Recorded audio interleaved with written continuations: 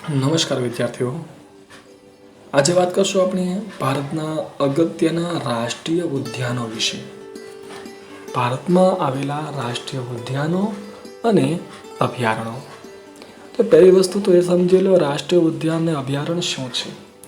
તમે અગાઉના ધોરણોમાં એના વિશે અભ્યાસ કરી ગયા છો, પણ છતાં જ્યાં વન્યજીવોનું સંરક્ષણ કરવામાં આવે, એટલે કે વન્યજીવોને, ચોક્કસ પ્રજાતિના વન્યજીવોને બચાવવા માટેની સંરક્ષિત કરેલી એક વિસ્તાર કે જ્યાં ચોક્કસ વન્યજીવો, ચોક્કસ પ્રકારની વનસ્પતિઓ કે એમના પાછળ મહેનત કરવામાં આવે, એમને બચાવવા માટે પગલાઓ ભરવામાં આવે, એમનું રક્ષણ થાય એ માટેની પ્રયત્નો કરવામાં આવે, એ વિસ્તારોને કહેવામાં આવે છે રાષ્ટ્રીય ઉદ્યાન.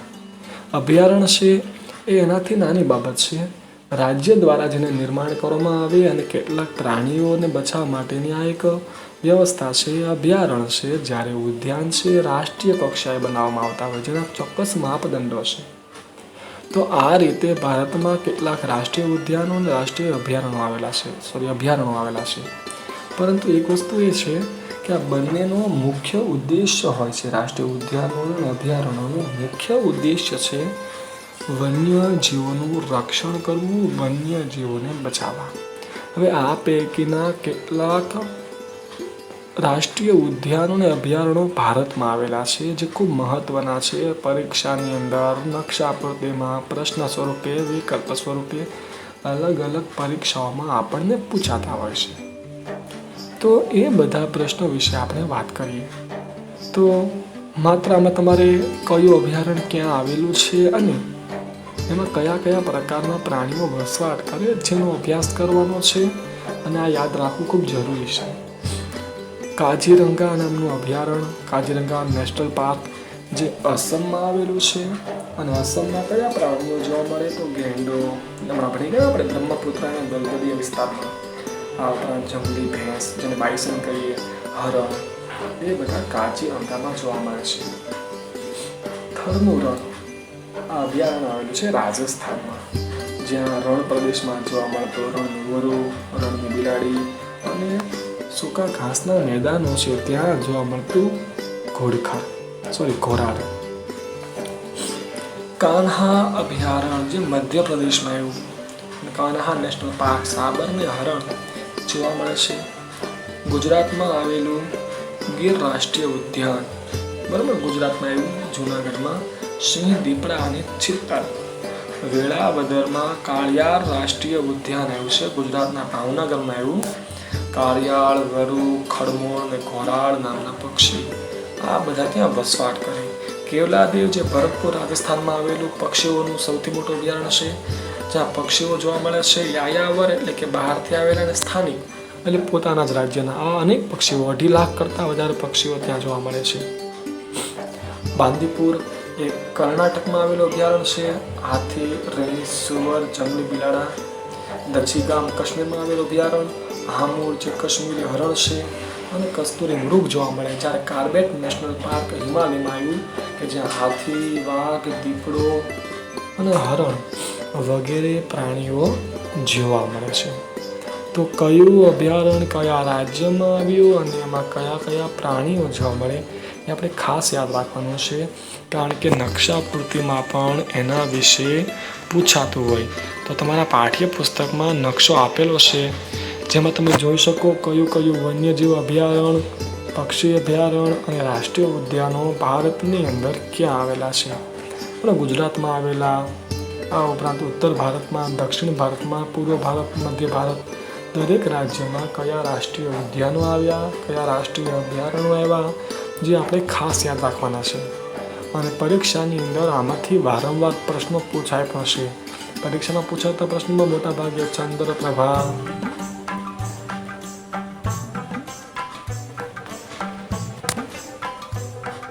કાઝીરંગા, દચીગામ, કાર્બેટ, કેવલાદેવ ને રણથંભોર, ગુજરાતમાં ગીર અભયારણ્ય, એક વખત બાંદીપુર અભયારણ્ય, આ બધા પ્રશ્નો વધારે પ્રમાણમાં પૂછાતા હોય છે. કયું અભયારણ્ય ક્યાં આવ્યું દર્શાવો. તો આપણે જે અભયારણ્ય જે તે ક્ષેત્રમાં આવ્યું એ યોગ્ય સંજ્ઞા વડે દર્શાવવાનું હોય છે. આગળ જોઈએ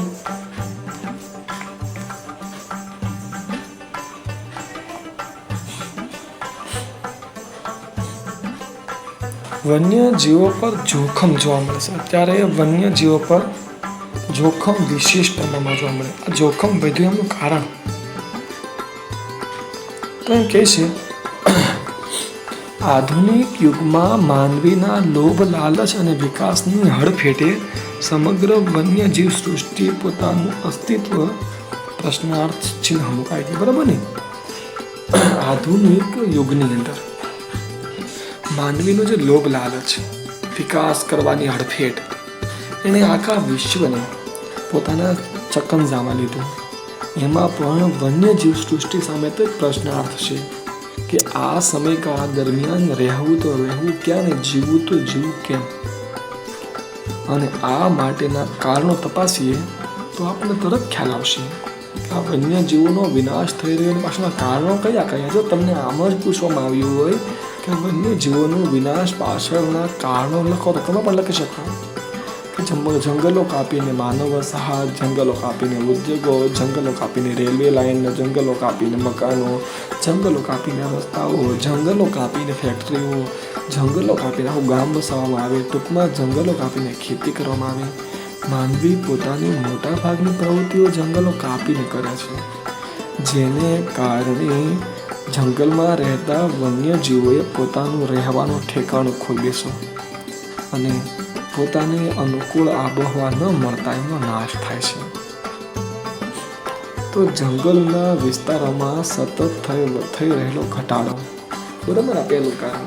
સતત થઈ રહ્યો ઘટાડો, તેમને કુદરતી આવાસો ગુમાવ્યા અને વન્યજીવો નિરાશ્રિત થઈ અને જ્યાં માનવ રહેતા હોય એ માનવ વસાહતમાં આવી ચડ્યા.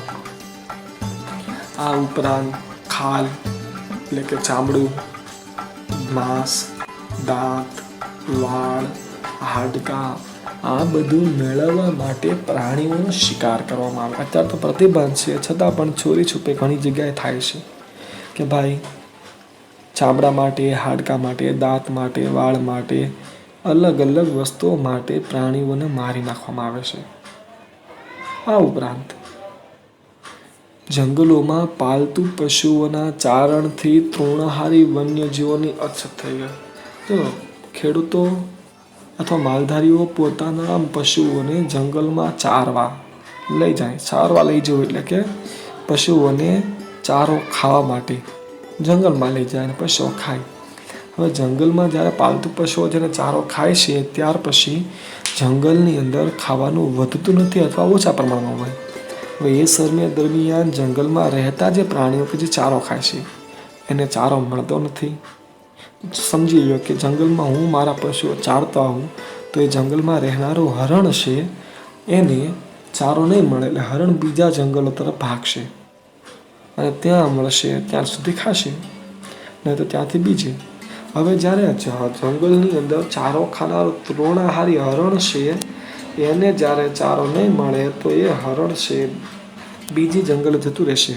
તો હરણને ખાનારો માંસાહારી છે એ પણ ક્યાં જશે?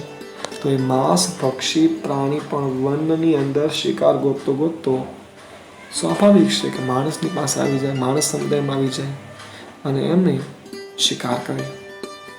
તો આમ પશુઓના મારણ કરે છે, પાળતુ પશુઓના મારણ જંગલી પ્રાણીઓ કરે છે. એની પાછળનું કારણ આ પણ છે કે જંગલમાં તૃણા પક્ષી આપણે આપણા પ્રાણીઓને ચારવા માટે લઈ જઈએ છીએ અને જંગલોની અંદર રહેલું ઘાસ ઘટતા તૃણાહારી પ્રાણીઓ વિનાશ પામે છે. વળી વન્યજીવોના આવાસોમાં પહોંચતી પ્રદૂષણની અસરોથી પણ ઘાતક અસર થાય છે. આ ઉપરાંત વન્ય ક્ષેત્રોમાં માનવની પ્રવૃત્તિ પણ માઠી અસર કરે. તો જે વન્યજીવો પર જોખમ છે કારણ તો લોભ લાલચની વિકાસની હડફેટની અંદર માણસે પોતાના જીવનને બદલાવી નાખ્યું. બરાબર ને? સતત વિસ્તાર ઘટે છે. આ ઉપરાંત એનો શિકાર થાય છે, તૃણાહારીઓને મારવામાં આવે છે, માંસ પક્ષી માનવ સાથમાં આવી જાય છે અને માનવી પોતે વન્યજીવોને સંઘર્ષમાં મૂકવાનું કામ કરે છે. અને આ બધી કુદરતી એના જે આવાસો આપણે તોડી નાખીએ છીએ, જેને કારણે માનવ જીવન પોતાના સુખ માટે જ્યારે આ વન્યજીવનો આવાસ તોડે છે, તો એને કારણે પણ વન્યજીવોને નુકસાન થાય છે. આ ઉપરાંત પ્રદૂષણની હવા પણ ખૂબ ઘાતક હોય છે. એની અસર પણ પશુ પક્ષીઓ પર થાય અને પશુઓનો જીવ જોખમમાં આવ્યો છે. આટલું જાણવું ગમશે. આપણા ઘર આંગણે જોવા મળતી ચકલી, જેને સ્પેરો કહીએ, એની સંખ્યામાં ઘટાડો થવા આવ્યો છે. ચકલીને લુપ્ત પક્ષીઓ પૈકી છોડી આપવામાં આવી, કારણ કે ઘર આંગણે જોવા મળતી નાની ચકલી એ લુપ્ત થવાના આરે. ગુજરાત સિંહ છે, ગુજરાતનું રાજ્ય પ્રાણી છે, અને સુરખાબ નામનું પક્ષી, જેને ફ્લેમિંગો કહીએ, ગુજરાતનું રાજ્ય પક્ષી છે. તો એ પણ ખાસ યાદ રાખજો. એશિયાઈ સિંહ, ઘુડખર અને પટ્ટી ગરોળી, આ બધા પ્રાણી માત્ર ભારતમાં, ગુજરાતમાં જ જોવા મળે છે. બરોબર, ખાસ યાદ રાખજો. એશિયાઈ સિંહ, પટ્ટી ગરોળી અને ઘુડખર એ ભારતમાં માત્ર ને માત્ર ગુજરાતમાં જોવા મળે છે. જંગલી ભેંસ, ભારતીય બાયસન કહીએ, હાથી, ચિત્તો, મોટી ભારતીય ખિસકોલી, વાઘ ગુજરાતમાંથી લુપ્ત થઈ ગયેલું પ્રાણીઓ છે. બરાબર ને? જો જંગલી ભેંસ, હાથી, ચિત્તો, મોટી ભારતીય ખિસકોલી, વાઘ, આ બધી વસ્તુ ગુજરાતમાં હવે લુપ્ત થઈ ગઈ છે. ગુજરાતમાં આ વસ્તુ જોવા મળતી નથી. આ પ્રાણીઓ જોવા મળતા નથી. કચ્છનું રણ અભયારણ્ય ગુજરાતનું વિસ્તારની દ્રષ્ટિએ સૌથી મોટું અભયારણ્ય છે. કચ્છના રણનું અભયારણ્ય. જ્યારે પોરબંદર પક્ષી અભયારણ્ય ગુજરાતનું સૌથી નાનું વિસ્તાર ધરાવતું અભયારણ્ય છે. તો આ મુદ્દા ખાસ યાદ રાખજો. ચકલી ઓછી થવા લાગી. ગુજરાતનું રાજ્ય પ્રાણી સિંહ, ગુજરાતનું રાજ્ય પક્ષી વાઘ, સુરખાબ, એશિયાઈ સિંહ, ઘુડખર, પટ્ટી ગરોળી વગેરે પ્રાણીઓ ગુજરાતમાં લુપ્ત થઈ ગયા છે. જંગલી ભેંસ, હાથી, ચિત્તો, મોટી ખિસકોલી ગુજરાતના જંગલોમાં લુપ્ત થવા લાગ્યા છે. કચ્છનું રણ એ ગુજરાતનું સૌથી વધારે વિસ્તાર ધરાવતું રણ છે, અને પોરબંદર પક્ષી અભયારણ્ય એ ગુજરાતનું સૌથી ઓછો વિસ્તાર ધરાવતું અભયારણ્ય છે, જ્યારે કચ્છ રણ અભયારણ્ય સૌથી મોટું. સારું, આ યાદ રાખજો. આપણે આગળ વધીએ. વન્ય જીવો છે એનો ઘટાડો થાય છે. તો વન્યજીવો શું કરે? તો કે જંગલોના વિસ્તારમાં થતા ઘટાડાને કારણે ખોરાક અને રહેવા એટલે કે આશ્રય, ખોરાક અને આશ્રયની શોધમાં વન્યજીવો માનવ વસ્તીમાં આવી જાય છે. વન્યજીવોના ક્ષેત્રોમાં થતા માનવ હસ્તક્ષેપની તેમની સાથે અથડામણો સર્જાય. બરાબર ને? વન્યજીવોમાં જ્યારે માનવ પોતાનો હસ્તક્ષેપ કરશે એટલે વન્યજીવો સાથે અથડામણ સર્જાય. તો એવી ઘટનાઓમાં વન્યજીવો માનવ રોષનો ભોગ બની અને જીવ ગુમાવે છે. આવું આપણે વારંવાર સાંભળ્યું હોય છે કે આજે પહેલી જગ્યાએ જઈને પહેલાં પ્રાણીએ પહેલાં માનવ ઉપર હુમલો કર્યો. તો એમની પાછળનું કારણ છે કે માનવીએ એમના આશ્રય સ્થાનો ખોઈ આપ્યા, એટલે ખોરાકની શોધમાં એ પ્રાણી માનવ વસ્તીમાં આવે ને જે ભાળે એને મારી ખાય. આવું બનતું હોય છે. ત્યારબાદ દક્ષિણ અને દક્ષિણ પૂર્વ ભારતના જંગલોમાંથી ખોરાકની શોધમાં હાથીઓના ઝુંડ કૃષિ વિસ્તારમાં આવે છે અને ભારે નુકસાન કરે છે. દક્ષિણમાં કેરળ વિસ્તારમાં, ખાસ તો કર્ણાટક વિસ્તારમાં જંગલોની અંદર રહેતા હાથી ખોરાકની શોધમાં માનવ વસાહતમાં આવે છે અને ખેતરોમાં ભારે ઉત્પાત મચાવે છે, નુકસાન કરે છે. આ ઉપરાંત સૌરાષ્ટ્ર અને દક્ષિણ ગુજરાતમાં વારંવાર દીપડાના હુમલા થતા હોય આવું પણ સાંભળ્યું છે અને અવારનવાર સમાચાર પત્રોમાં જોતા હોઈએ. ગુજરાતના ઉત્તર પૂર્વ વિસ્તારોની નજીકમાં રીંછ જોવા મળે છે, રાજસ્થાન બોર્ડરે. તો એ વિસ્તારમાં માનવોની ઈજા પહોંચાડવાની અને મારી નાખવાની ઘણી બધી ઘટનાઓ બનતી હોય છે કે એમને ઈજા પહોંચાડવામાં આવે છે અથવા તો રીંછ દ્વારા માનવોને મારી નાખવામાં આવે છે. આમ આ બધાથી આગમચેતી રાખવી એ જ શ્રેષ્ઠ ઉપાય છે. હવે જોઈએ વન સંરક્ષણના ઉપાયો. જંગલોને બચાવ કરવા માટે, વન્યજીવોનો બચાવ કરવા માટે, આ વન્યજીવોના સંરક્ષણ માટે કયા કયા ઉપાયો હાથ ધરવા જોઈએ, જેની વાત કરીએ તો જંગલ વિસ્તારોની જાળવણી કરી તેમાં ઉત્તરોત્તર વધારો થાય એના માટે લાંબા ગાળાનું ચુસ્ત આયોજન કરવું જોઈએ.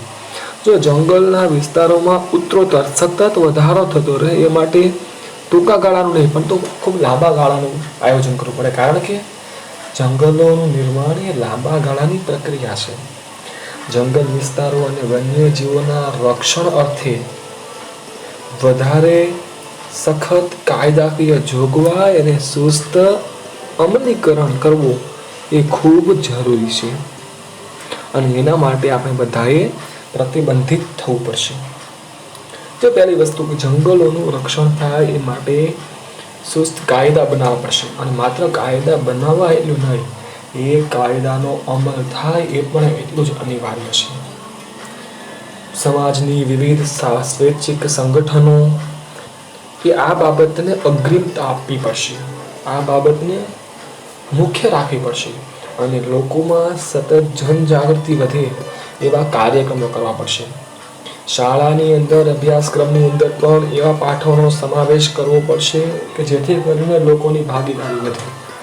આપણે અગાઉના પ્રકરણોમાં ચર્ચા કરી ગયા વનસ્પતિ પાઠમાં, વન્ય કુદરતી વનસ્પતિમાં, કે લોક જાગૃતિ અને અભ્યાસક્રમ દ્વારા વિદ્યાર્થી કાળમાં જ એવું ભણાવવામાં આવે કે જેથી કરીને વિદ્યાર્થી છે એ જંગલોના મહત્વને, વન્યજીવોના મહત્વને સમજે અને એમનું સુસ્ત પાલન કરે જેથી કરીને વન્યજીવોનો બચાવ કરી શકાય. તો આમ લોક જાગૃતિ, લોક ભાગીદારી જ વન્યજીવોના રક્ષણ માટેનું એક શ્રેષ્ઠ પગલું છે. ત્યારબાદ કોઈ બહારના આવેલા મોટા વૃક્ષો કાપતા અટકાવવા જોઈએ. જે વૃક્ષો જંગલની બહાર છે આવા વૃક્ષોને કાપતા અટકાવવા જોઈએ. તેના પોલાણોમાં, તેમની ડાળીઓમાં ઘણા બધા પક્ષીઓ માળા બનાવીને વસવાટ કરતા હોય, એટલા માટે આવા જંગલોથી દૂરના જે વૃક્ષો હોય એવા મોટા વૃક્ષો ન કાપવા જોઈએ.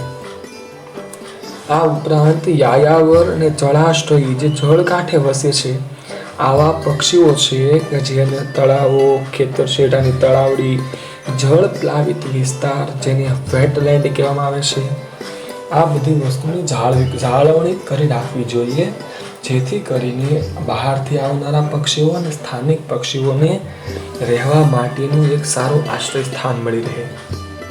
આ ઉપરાંત આપણા ખેતીની અંદર આપણે જે જંતુનાશક દવાઓ વાપરીએ છીએ એમના બદલે જૈવિક દવાઓ, પ્રદૂષણ ઘટાડવા માટેના જે સક્રિય પગલાં લેવા પડે એની તાતી જરૂરિયાત છે, એટલે કે ત્વરિતપણે અને ખૂબ ઝડપથી અમલીકરણ કરવા જોઈએ. અને જંગલોમાં જે આગ લાગે છે, દાવાનળ કહીએ, એને પહોંચી વળવા સતત પેટ્રોલિંગ કરવું, એટલે કે એનું ધ્યાન રાખવું અને સાવચેતી ભર્યું આગતું પગલું ભરવું રહ્યું. તો જંગલોના સંરક્ષણ માટેના ઉપાયો કેટલાક છે. કયા કયા? તો પહેલી વસ્તુ કે આપણે પોતે જાગૃત થઈએ, લોકોને જાગૃત કરીએ, આપણે પોતે સમજીએ અને અન્યને સમજાવીએ, કાયદા બનાવીએ, કાયદાનું પાલન કરીએ, કાયદાનું પાલન ન કરનારને સજા અપાવીએ, સમાજના સંગઠનો ખુદ આગળ આવે અને આ બાબતે કાળજી રાખીએ, લોકોમાં જાગૃતતા વધારે જેથી કરી એમના સમસ્યા સામે લડી શકાય. વિદ્યાર્થીને એમના અભ્યાસક્રમમાં જંગલોનું મહત્વ, વન્યજીવોનું મહત્વ સમજાવવું જેથી કરીને એ પણ ભવિષ્યમાં આવી આપત્તિઓ સર્જન ન થાય એના પગલાં ભરે. પક્ષીઓ માટે જરૂરી તળાવો, ખેતરશેઠા, તળાવડી, જળ પ્લાવિત વિસ્તારો એ બધાનું નિર્માણ કરવું, રક્ષણ કરવું. ખેતરની અંદર જંતુનાશક દવાઓના બદલે જૈવિક દવાઓનો ઉપયોગ કરવો, પેટ્રોલિંગ કરવું જેથી કરીને દાવાનળ એટલે કે જંગલમાં આગ ન લાગે, પ્રદૂષણ ઘટાડવા માટે તાત્કાલિક પગલાં ભરવા. આવી કેટલીક બાબતો ઉપર વિશેષ ધ્યાન દેવામાં આવશે તો 100% વન્યજીવોનું અને વનસ્પતિ જીવોનું સારા રીતે રક્ષણ થશે તો વન્યજીવોના સંરક્ષણ માટે આવા પ્રકારના પગલાં ભરવા જોઈએ. તો શું ભારત સરકારે એના માટે કોઈ પગલાં ભર્યા છે? ભારત સરકારે શું કર્યું વન્યજીવોને બચાવવા માટે? તો એમની ચર્ચા હવે પછીના મુદ્દામાં કરીએ કે વન્યજીવોને બચાવવા માટે કયા કયા પગલાં લેવામાં આવ્યા.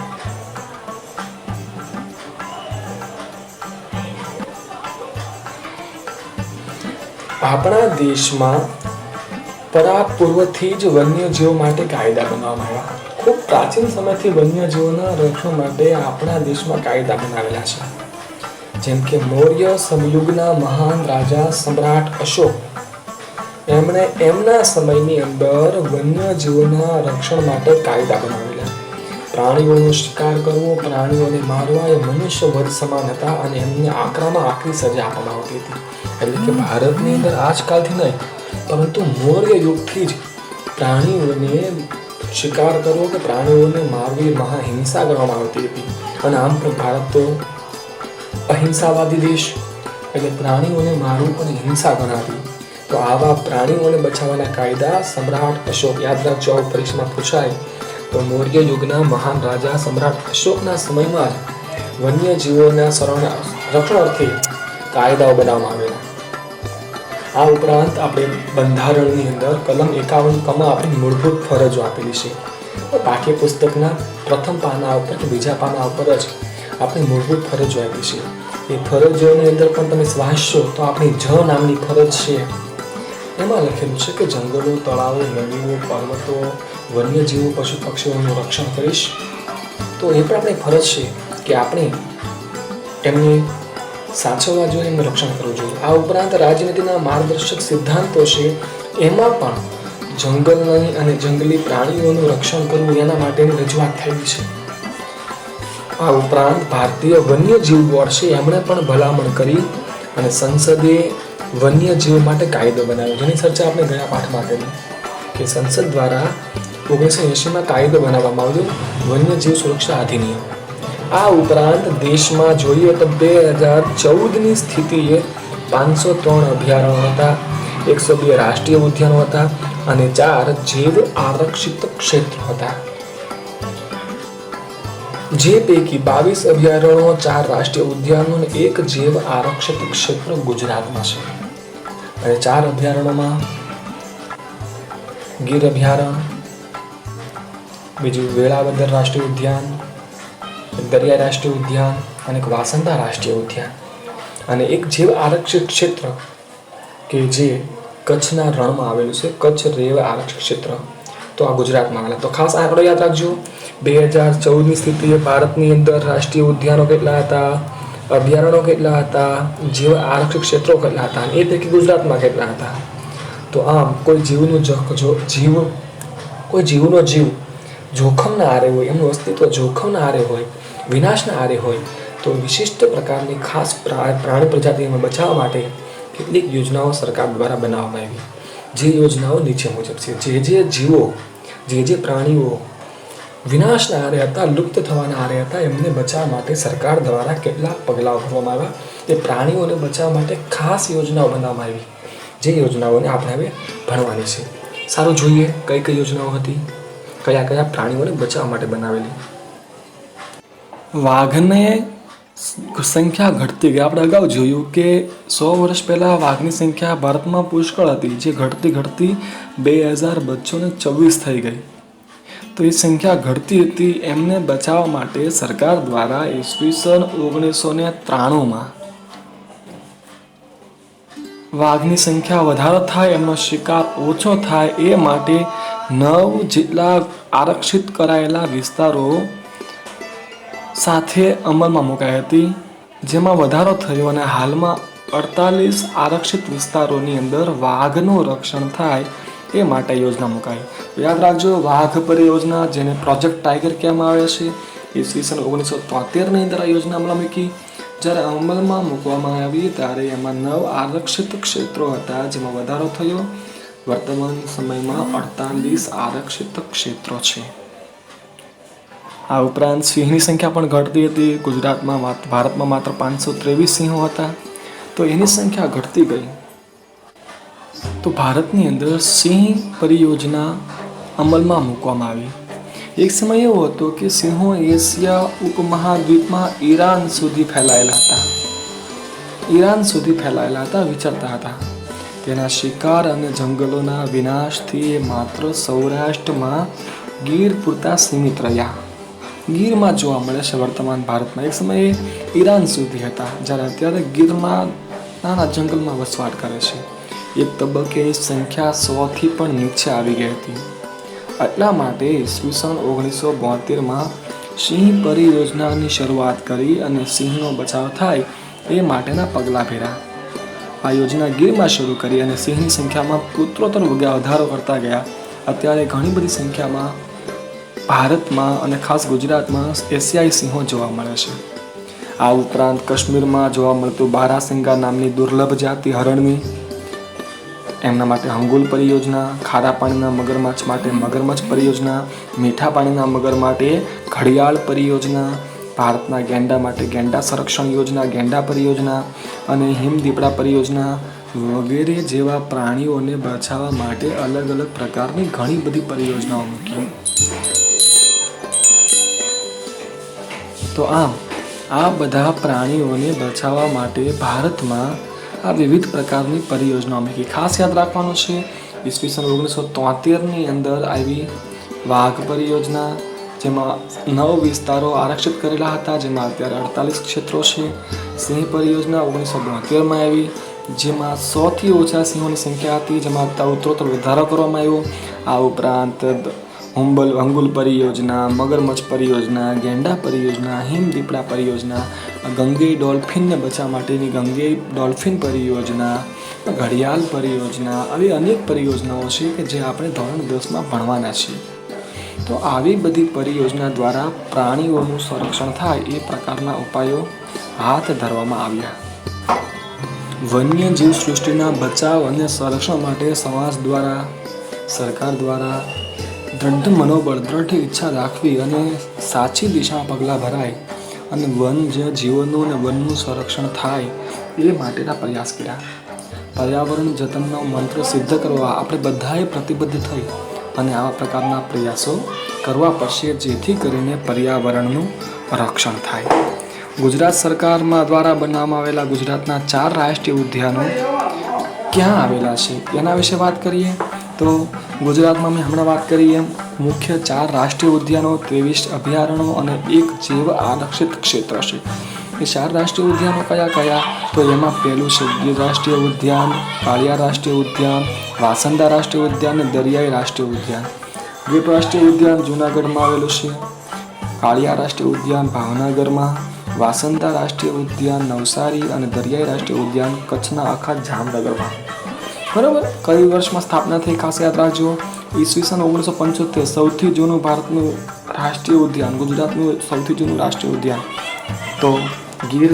ત્યારબાદ 1974માં કાળિયાર રાષ્ટ્રીય ઉદ્યાન ભાવનગર, વાસંદા રાષ્ટ્રીય ઉદ્યાન 1979માં નવસારીમાં અને દરિયા રાષ્ટ્રીય ઉદ્યાન 1982માં. એમનું ક્ષેત્રફળ પણ ખાસ યાદ રાખજો. સૌથી વધારે ક્ષેત્રફળની દ્રષ્ટિએ સૌથી મોટું છે એ ગીર રાષ્ટ્રીય ઉદ્યાન. કયા પ્રાણીઓ છે કે જેમનો આ રાષ્ટ્રીય ઉદ્યાનમાં એમનું આરક્ષણમાં લેવાયેલા છે તો સિંહ, દીપડા, ચિત્તલ, ઝરખ, સાબર, છીંકારા. આ ઉપરાંત કાળિયાર રાષ્ટ્રીય ઉદ્યાનમાં કાળિયાર, વરુ, ખડમોર, ઘોરાડ પક્ષી. વાસંદા રાષ્ટ્રીય ઉદ્યાનમાં દીપડા, ઝરખ, ચિત્તલ, ચોસિંગા અને દરિયાઈ રાષ્ટ્રીય ઉદ્યાનની અંદર સમુદ્ર ઘોડા, coral, jellyfish, octopus, oyster, dolphin, ડુડોંગ વગેરે. તો આ બધા પ્રાણીઓ પણ ખાસ યાદ રાખવા. ખાસ કરીને કયું રાષ્ટ્રીય ઉદ્યાન કઈ સાલમાં નિર્માણ થયું, કઈ સાલમાં બનાવવામાં આવ્યું અને કયા વિસ્તારમાં રાષ્ટ્રીય ઉદ્યાનો આવેલા છે અને મુખ્ય 4 રાષ્ટ્રીય ઉદ્યાનોના નામ. તો આ રીતે પ્રાણીઓના રક્ષણ અર્થે ભારત સરકાર દ્વારા અને ગુજરાત સરકાર દ્વારા વિવિધ પ્રકારના પ્રયાસો કરવામાં આવ્યા, જેથી કરીને આ પ્રાણીઓને બચાવી શકાય. તો આમ પ્રાણીઓને બચાવવા માટે આપણે પણ જાગૃત થવું પડશે, વન્યજીવોના સંરક્ષણથી આપણે પણ પ્રતિબદ્ધ થવું પડશે અને રાષ્ટ્રીય વિકાસના સહયોગમાં યોગ્ય ફાળો આપવો જોઈએ. તો અહીંયા આપણો આ પ્રકરણ પૂર્ણ કરીએ. આવતા લેક્ચરમાં મળીશું નવા પ્રકરણ સાથે. ધન્યવાદ.